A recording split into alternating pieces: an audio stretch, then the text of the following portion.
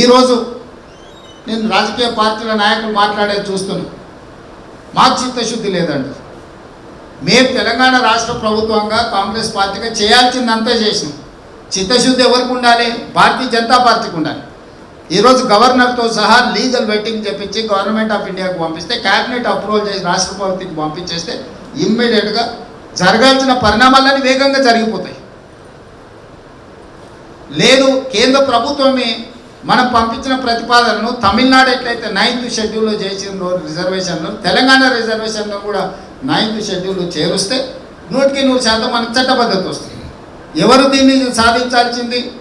కిషన్ రెడ్డి గారు సాధించాలి, లక్ష్మణ్ గారు సాధించాలి, బండి సంజయ్ గారు సాధించాలి, లేకపోతే మా మిత్రుడు ఆర్ కృష్ణయ్య సాధించాలి. ఎందుకు అంటే వాళ్ళ నాయకుడు నరేంద్ర మోడీ అనుకుంటేనే ఈ పని జరుగుద్ది. ఇవాళ తెలంగాణలో సాధ్యమైందంటే మా నాయకుడు రాహుల్ గాంధీ గారు అనుకున్నాడు కాబట్టి ఇది సాధ్యమైంది. నరేంద్ర మోడీ ప్లేస్లో రాహుల్ గాంధీ గారు ఉంటే 48 గంటలలో చేసుకొచ్చే బాధ్యత నాది. ఎవరు అక్కర్లేదు, మీకు అందరికి 1 లక్ష మంది పిలిచి బండి భోజనం పెడతాను నేనే తీసుకొని వచ్చిన తర్వాత. మీరెవ్వరు కొట్లాడాల్సిన పని లేదు, మీరెవ్వరు రైలు ఎక్కాల్సిన పని లేదు, రైలు రోకో చేయాల్సిన పని లేదు.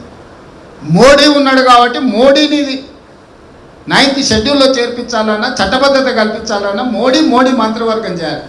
Subscribe us and press the bell icon for more interesting updates.